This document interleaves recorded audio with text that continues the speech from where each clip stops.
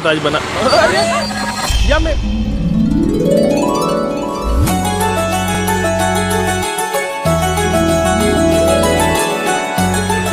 हमारे कले का मतलब है कि अखिया में कुछ पड़ गया का इतना लौकलोई ना ना हम जानबूझ कर रोकनी है। अरे तोहार रोकनी, अरे रोकनी हसे ठोकनी हो गई रही। काहे खातिर रास्ता रोकलू हा?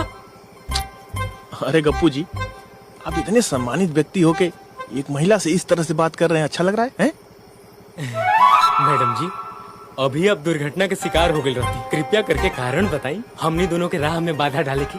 हम गाड़ी पे डॉक्टर के निशान देखने या तो हमके लगल तोहनी हॉस्पिटल में कहीं काम करत होकवा लगन, मतलब कंपाउंडर हो किया ना, तो जरा हमके अपन डॉक्टर के पता बता देना। हाँ, हम कंपाउंडर और ई हमके पता भाइयों कंपाउंडरे हुआ न।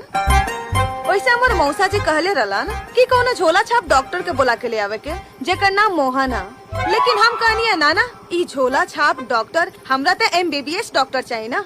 वैसे के है आपके मौसा जी? जी नरेश चौधरी। ओ, तो आप नरेश चाचा की यहाँ आइल बनी? जी मैडम जी, यहाँ के हुए MBBS इतना रात में डॉक्टर ना मिली, चली हमनिए के मिल के देख लिया जाए। हम कंपाउंडर और ई डॉक्टर दोनों जने कंपाउंडर मिल के देख ले जा। चलिए ठीक बा, चलो लोग। चलिए चलिए। जब के हुआ और ना सही तो नहीं सही, चलो लोग।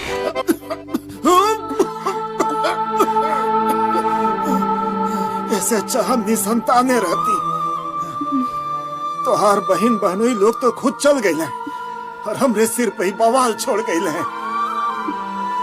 अरे ये लड़की अपने करे ले, ये नहीं कि मोहन डॉक्टर के बुला नहीं, नहीं यहाँ हमसे हिलल नहीं खे जात, वहाँ वो MBBS ढूंढती है। आपके तो बस कमी दिखाई देवेला।